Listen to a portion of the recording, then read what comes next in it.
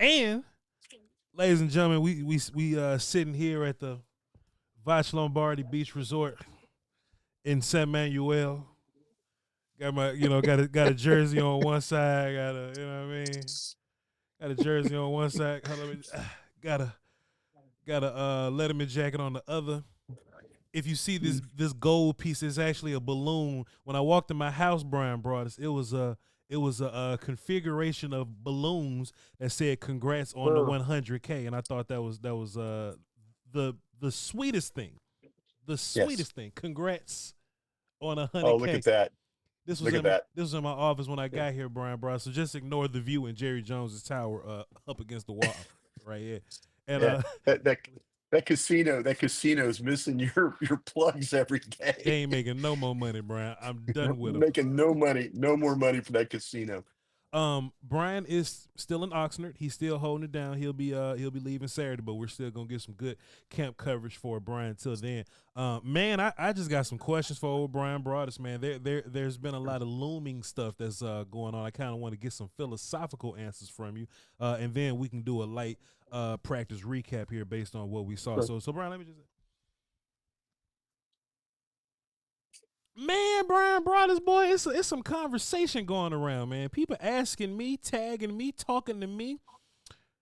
They saying, Voch, boy, it's a lot of injuries going on in Cowboy land over there in practice. You know what I'm saying? Well, people getting hurt, boy. And Voch, do you think it's a shoddy error that maybe they're working too hard, Brian Bros. That maybe that the amount of work and intensity of practice, because Brian, one thing that we'll note about practice is that they're on go the whole time. It's they do individuals and they do 11 on 11 full speed the whole time. That's what practice is.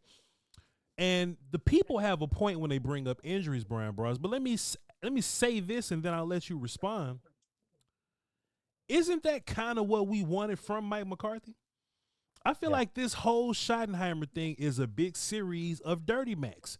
And I think that's what makes him special for this, for this situation in particular. Maybe he's gotten a chance to see, damn, boy, we're walking through a lot. Man, we're taking a lot of days off. Boy, a lot of veterans are just kind of sitting around kicking it. And then people are surprised when we get in these pivotal games versus tough teams, Brian. And they whoop us in the tough department by a large margin. These are teams that play in preseason games. These are teams that go hard in training camp, right? Brian, I know guys have been getting interest.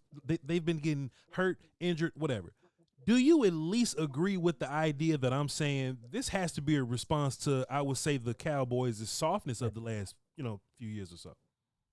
Yeah, Vach, I think you're absolutely on. The same type of question was presented to me on Twitter yesterday. Are the Cowboys, is Shoddy trying to run the ball too much? Mm. And I'm like, my gosh, we're to that now. We're asking questions about doing football things, and my response immediately was no. No, he's trying to make his team tougher, A.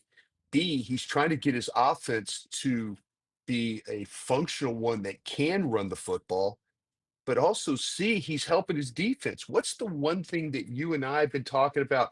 The questions about the run defense, Yeah. the questions about, are they tough enough? Are they willing enough? Are they willing to sacrifice and play good run defense? He's working on his offense running the football. Good for him. Yeah. But he's also working on his defense to try and stop the damn run. Watch, you and I saw it with our own eyes. 10 plays, 7 of them are run plays. You know what happens when you're running the ball? Your offense, you're trying to gain. Defense, what are you trying to do? You're trying to stop. He's helping both sides of the football right now with this toughness element that he's bringing to the team. I think you're absolutely right. Everything that we wanted Mike McCarthy to do, and we were like, and the whole thing with penalties and turnovers and all this, it's this guy old school. Hey, run to the fence and back. We're not going to fight. We're not going to do. He's doing football things, and now we're all critical of him doing football things. I applaud the fact that he's trying to get Turpin more involved. I applaud the fact that he's got Pickens and he's got Lamb and he's got buy-in and he's got buy-in from Ferguson. He's got buy-in from Dak Prescott. I appreciate the buy-in that he's getting from Maris Leofau right now. Damone Clark. I appreciate how Solomon Thomas is going about his job right now. That's football. And the injuries it's part of what goes on in camps. I mean, if you follow every camp, there's camps that are losing players, and it's just part of the game. It really is part of the game. But man, we should never have to apologize for a coach trying to make his team tougher, and look for reasons why. You're right. How many times has this team gone into a playoff game, second overall seed, and go out there and just get smashed by Green Bay, the eighth seed? What? And some of the healthiest teams, he took healthy teams to San Francisco, got his ass kicked. Come on, man. Let's not go there. If this thing turns into 9-8, but they're a tougher team and it builds for the future, I'm all for it, man. I am all for doing football things. I'm with you, Brian Bros. Because at the end of the day, one thing that's gonna happen real fast is during the season they're gonna take padded practices away. You know what I mean? Yes, they are. So you're not gonna have an opportunity to build a whole bunch of toughness during the season. I think now's the time. And Absolutely. if you get hurt now, we don't want nobody getting hurt, but you at least got like 3 weeks of preseason, then you got like an off week. So you got like a month before the game really gets started or whatever. Brian, I fully expect Shotty to roll team one dudes out there preseason versus the Ravens, I believe, whoever it is, the Rams, whoever it is. Rams, yeah. The Rams. I think we're going to roll the first team out there. I could be wrong, but I think they're going to roll the first team out there, and I think Shotty's going to give them a series or two because I think this kind of stuff matters to him. I think toughness matters, but operation matters. Like, there's a reason he wants to – we're doing 11 on 11 all day because operation matters. We can't work on shifts and motions – on, with 7 on 7, you know what I mean? Because you need Awesome Riches and Ferguson to be the shift guys together. Or, Awesome Riches and, pick a wide receiver to be the shift and motion dudes. This just means to me that Shotty saw the mistakes, Brian. Shotty saw the mistakes and I would rather, I don't want to get hurt, but I would rather get hurt now than, and then, when the season gets here, we're a weathered squad that's been thumping helmets for months and not walking through. They walk through. They just walk through later. They just walk through later in the day while we're doing the Doin Alright podcast. That's when they're doing walkthroughs and they doing 7 on 7s and drills and stuff like that. But during practice, they thumping heads, Brian, and I think that's the right way to go. I think that's gonna and not only is that gonna help your first team guys, but your backups getting a lot of work. Your backup's getting a ton of work. This ain't like, Brian, this ain't like in the old days where just the first team is just overwhelming the backups, right? Right. The backups That's are kind of the Jason Garrett administration. It was 1 versus 2s. Yeah. What are you getting out of that? The ones are fighting the ones. Yeah. And look, nothing's gonna make Tyler Booker better than going against Oso Odigizua all day. I stand by what Shotty's doing, Brian.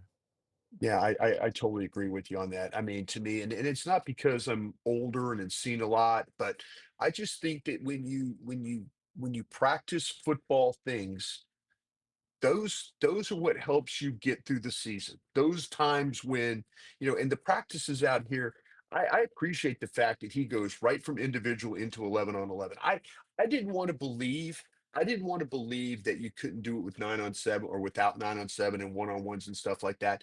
But if you give me 45 minutes to an hour of straight 11 on 11 football, got a chance to get better that way. You take a 3-minute break between those periods and get a little water in you and then get back at it. He's making a believer out of me by the way he's practicing. That to me is important. I tell you what, Brian Bros. Cowboys offense sure looked good in that red zone yesterday, didn't they, Brian? Yeah, they sure did. Sure did. Passing the ball, running the ball. You were really making it a point. You was like, Man, Voch, boy, I hate it if they get Pickens up in here and they don't even look at him. I hate if they get Pickens in here and he get lost in the sauce. They don't use him. They just trying to do too much. And Brian, they was using Pickens. They was using CD Yeah. Lamb. They was using Ferguson. Brian, what did you see from that red zone period, which was 11-on-11, by the way? But what did you see there, Brian? No, I'll tell you what. I'll tell you what. Something I really noticed. One of the periods where, well, let me go back to the practice that I got to see, and I referenced this quite a bit because it was the only one I got to see during the minicamp portion, and it was the last one before they took break. And I remember they were doing a special teams period, but they had CD and Pickens down on the other end of the field with Dak, and they were working on, and they also had Turpin down there, and they were working on different combinations where CD was the inside player, and he was doing stuff. He was doing inside work, like he was kind of his responsibility was the middle of the field in the end zone, and then Pickens was outside, and he was pylon across, so he was that back area of the end zone, and so to me, they were already planning ways to get those guys on both sides and then try and take advantage of Pickens' ability to play in the air and then Lamb's quickness to be able to do stuff. I was watching a replay last night. It's funny. This clip popped up. It was a replay of the Dolphins game, Mm. and it was the last 4 minutes of the game, and Dallas converts. Dallas runs a route, a couple routes with CD. They draw a pass interference down there when they're trying to go ahead in the game, and it was kind of a pivot route. It's CD working in the middle and in and out, and they get a pass interference call out of that. And so that's the thing that Lamb can do. He can create problems, and so can Pickens. We've seen Pickens make incredible catches. Go back and watch the Commanders game last year that he played in, where he's in the back of the end zone and he just makes this unbelievable adjusting catch. If you have a guy like that, two guys that can play in short area, that makes all the difference in the world. And then let me talk about creatively later in the period, they're on about the 12-yard line, and they run a route where they bring Lamb across going right to left, and it ends up to where he gets matched up on Hooker. Hooker didn't have a chance. Lamb motion, Lamb on the move, Lamb snap of the ball up the field and out. And Hooker's struggling to get to the ball. I mean, and it's nothing. I mean, Hooker, it's not bad on Hooker. It's just the design allowed Lamb to work on a player on defense that doesn't play a lot of coverage. And so that part of it was, okay, well, that was creative. That was creative. How they got that guy across and then on a player that's not used to covering. Tip of the cap to the coaches on that, but they're clearly trying to do things with getting Lamb and Pickens involved down in the red zone. And yesterday was a really good example of some of those things. Brian, you was a little shocked when the Cowboys loudly proclaimed that Nathan Thomas is going to be the first tackle. Yeah. Off, you know what I mean? I called you. I had to talk to my offensive line whisperer because I was shocked, and but I think I stole your answer. Please. I gave your credit for the answer you gave me because I think but I'm going to allow you to tell our audience what the answer was you gave me about Nate Thomas. Man, Brian, Cowboys have, there's trends here. You know what I mean? Mm-hmm. There's trends here, and I think at the end of the day, you can always kind of follow the trend. I think they prefer the more powerful guy. You know what I mean? There you go. I think they prefer the character that can move bodies around a little bit more. There you go. Sadiq Charles quit football, came back, and he's fitting right in because he's the type of character that just powerful and he moves bodies around. Now, that just pairs perfectly with the idea that they want to move the line of scrimmage, that they want to push guys around. Like Rob Jones is a powerful guy. Hakeem Adeniji, from what I've seen so far, is a powerful guy. Sadiq, Nate Thomas, they're powerful guys, please.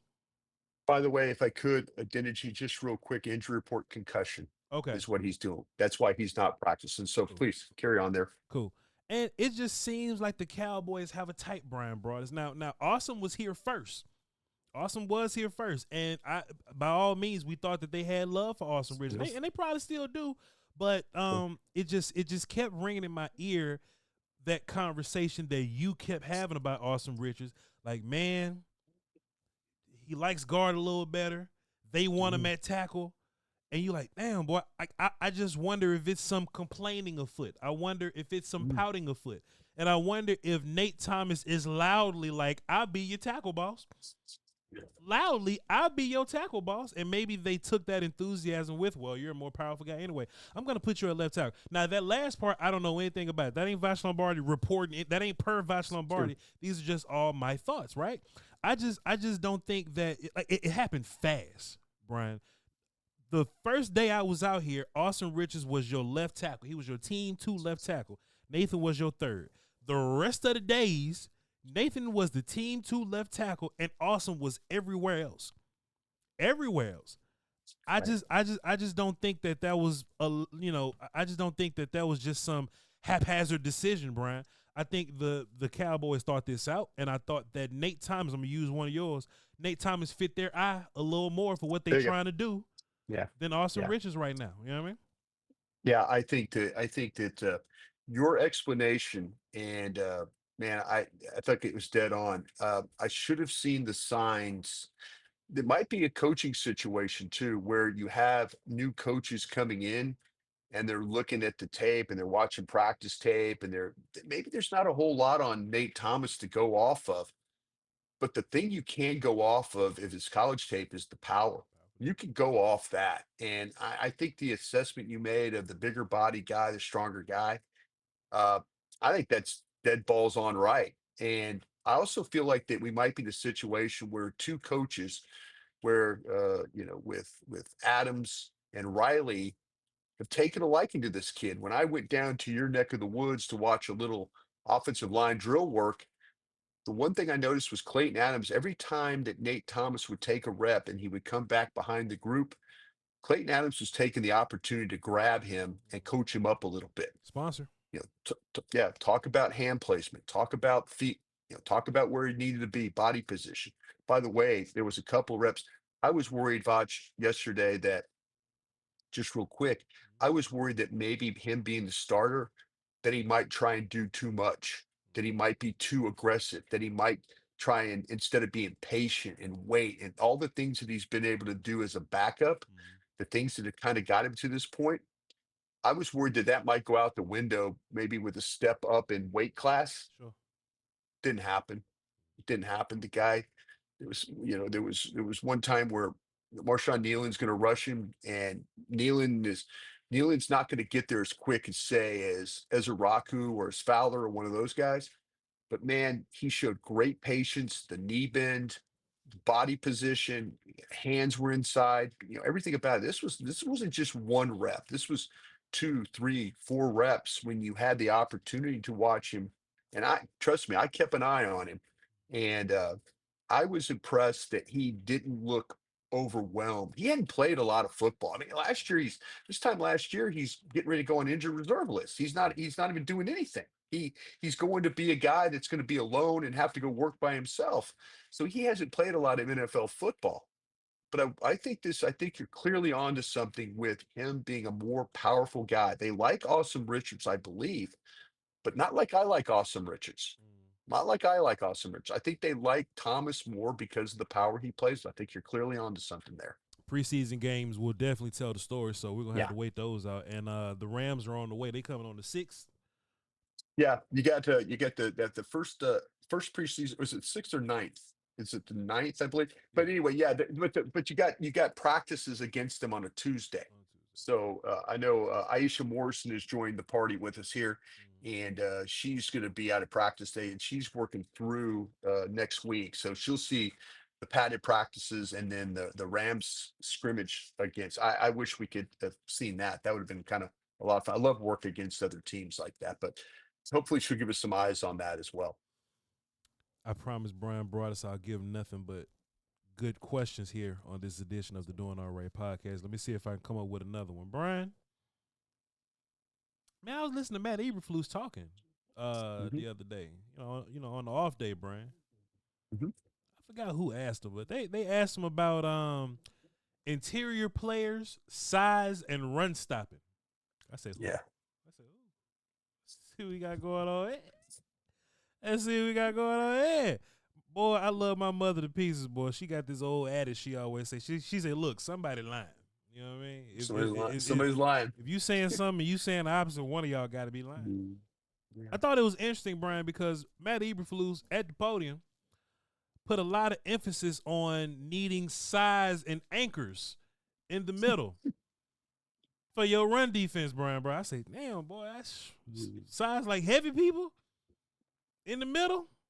Yeah. To anchor your run defense, huh, boy? To take on them double teams so everybody else can to flourish to their higher purpose, Brian Broaddus. I don't think it was a coincidence that the very next day Jay Toia was taking some reps with the ones. I don't think he always going to be out there, but he was taking some reps with the ones. He was. But I just think it's also interesting that if we talking about the guys that are in those gaps most of the time, it was Perrion Winfrey and it was Solomon Thomas. More Solomon than Perrion. I said that out of order, but Solomon then Perrion, and then recently we saw Jay Toia getting reps with the ones. Brian, me personally, I think it's a wrap for Mazi.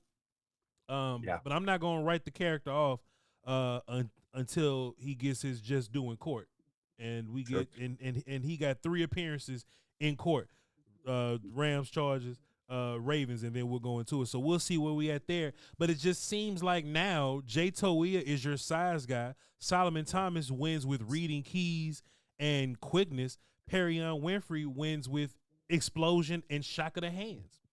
There you go. Brian, what you think about what Matt Eberflus said about all that size and anchor, and then 2 of your cats that's been in A-gap is 310 pounds, and we just happen to see Toia get some reps with the ones yesterday, Brian. What you thought about all that?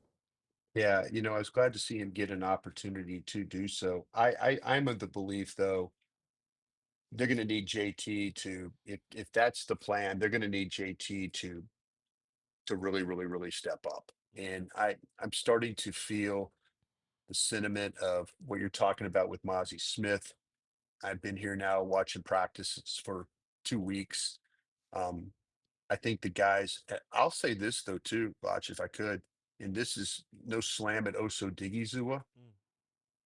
I think Perrion Winfrey and Solomon Thomas have actually looked better. And I know it's 1 versus 1s, but there's been some Osa has been fine. It's kind of like watching Luke Schoonmaker play. He's been fine. I'm not saying anything with Osa that's negative. I'm just saying that when you watch the practices, Aaron Winfrey and Solomon Thomas have looked more active as 3 techniques. Yeah. Now, the 1 technique is, that's occasionally you get Winfrey over there paired with somebody, maybe you get him, but you're right. He's got some snap in his hands. He's got some upper body power. He's got some quickness. It's been a struggle for Mazi. It just has. It hasn't. It just there. He just seems so far behind. He seems like a guy that he doesn't have a position. Remember when you and I have these discussions, and you love to say this. The minute that they move, that they move Matt Willetsko to guard, Matt Willetsko doesn't have a position. And then now they're trying to kind of figure out Mazi as the 1 or the 3. Yeah. This is the first step to being maybe Mazi doesn't have a position. And so, unfortunately for him, it just hasn't. It hasn't through the 2 weeks. I mean, I've noticed JT more. I've noticed, like I say, I've noticed Winfrey more. I've noticed Solomon Thomas. When you start talking about, and I noticed Osa. But the train, I think, has left the station for Mazi. It just through the first couple of weeks was. You mentioned he's got three opportunities here to kind of change some minds. He did have some moments, and we talked about a bunch in the games against the Eagles, Giants, Commanders, where he showed something. But he just hasn't shown a lot at these practices, and that where some others have. And I think that's where Matt Eberflus He's trying to kind of figure some things out. I don't think he feels like that's why I think JT's playing more now because he knows that Mazi's probably not going to be able to help him much unless things really kind of turn around. I promised Brian Bros I was going to ask him some good questions here. I think I got a doozy of one, Brian. You ain't lying. This vest does get warm in the chest. You ain't lying. This mug is snug. It's comfy in this mug. But Brian, a lot of zippers, right? A lot of zippers on your. It's a lot of carry-on luggage can fit in this mug. Man, Brian, I think I got an interesting one for you, Brian.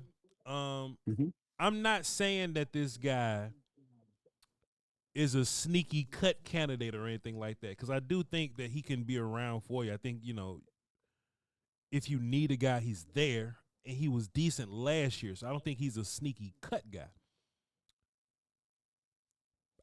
What has Jalen Tolbert done this camp?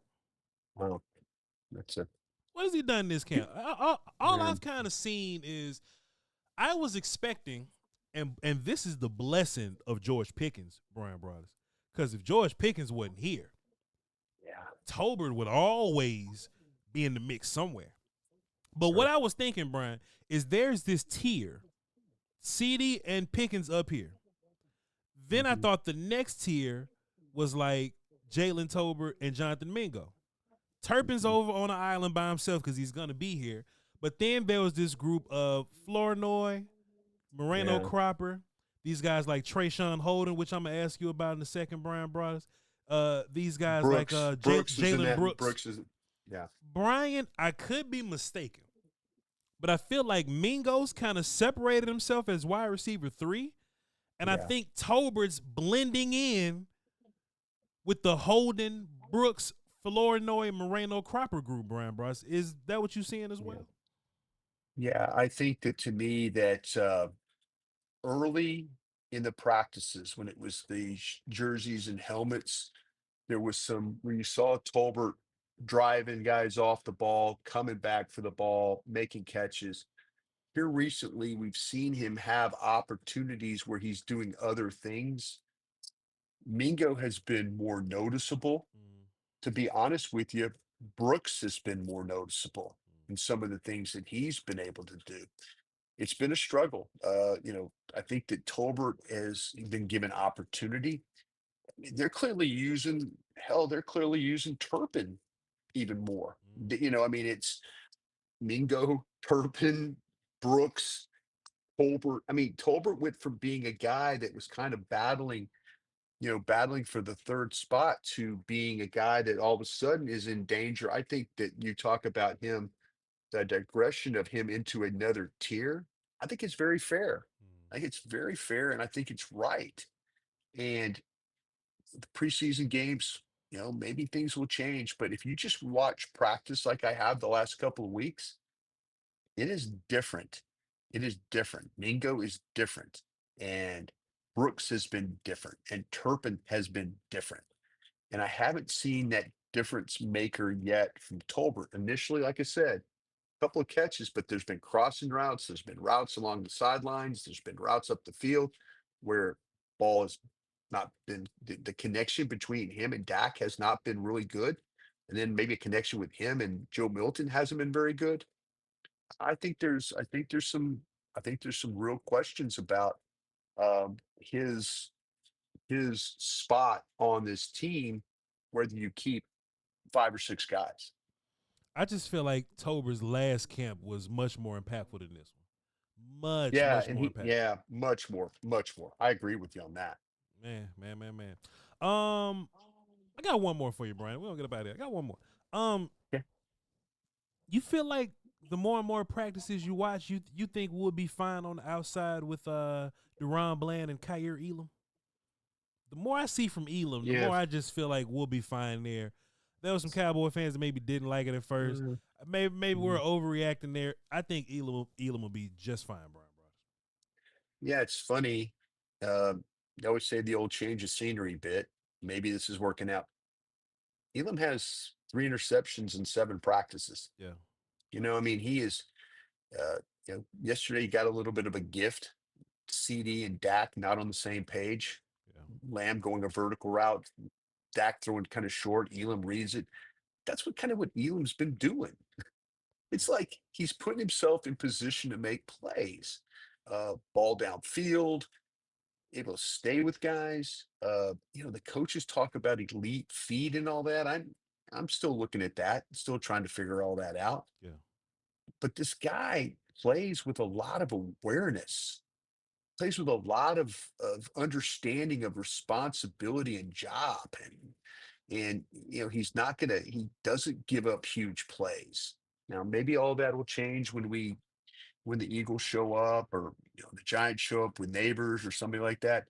But when he gets to go against Lamb Yeah. or Pickens, who we think are quality NFL receivers, Lamb might be one of the best top 5 receivers in the league. He does a good job against those guys. And I think that people in Buffalo, I think it was a situation Buffalo, the general manager, Brandon Beane, really loved him. The coach really didn't love him. And I think that hurt the kid.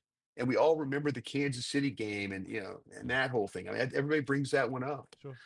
But if you look at the practices, and I've watched 7 of them now, the 8th one today with full pads, he has found ways to make plays, either knocking the ball down, intercepting the ball, or being at the right place at the right time to make a play.